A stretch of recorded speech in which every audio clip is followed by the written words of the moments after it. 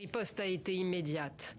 Les villages libanais frontaliers d'Israël aussitôt bombardés, dans la foulée de ce communiqué du Hezbollah, revendiquant de nouveaux tirs sur des positions israéliennes ce mercredi. Une opération en réponse à ce que le mouvement libanais chiite qualifie d'agression sioniste, qui a coûté la vie à 3 de ses membres lundi. Dès le lendemain de l'offensive du Hamas contre Israël, le Hezbollah s'était manifesté par des tirs de roquettes depuis le sud du Liban. Lundi, la branche militaire du djihad islamique palestinien avait revendiqué de son côté une opération d'infiltration en territoire israélien depuis le pays du Cèdre.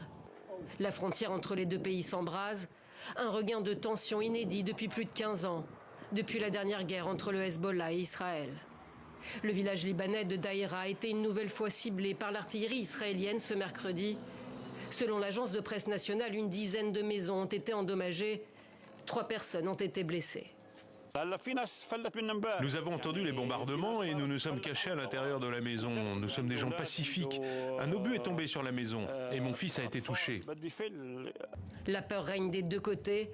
Dans le nord d'Israël, à proximité de la frontière, beaucoup redoutent de voir le conflit s'étendre. Nous ne voulons pas de guerre, vraiment pas. Nous ne voulons pas de victimes, nous ne voulons pas de toute cette situation. Nous voulons que tout le monde se porte bien, pour que nous soyons tous ensemble, que nous vivions ensemble. Nous ne voulons pas ce qui se passe aujourd'hui. L'armée israélienne se prépare à l'éventualité d'une guerre aux multiples fronts.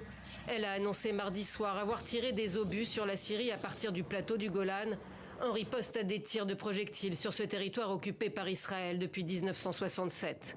L'œuvre de factions palestiniennes travaillant avec le Hezbollah libanais, assure l'Observatoire syrien des droits de l'homme.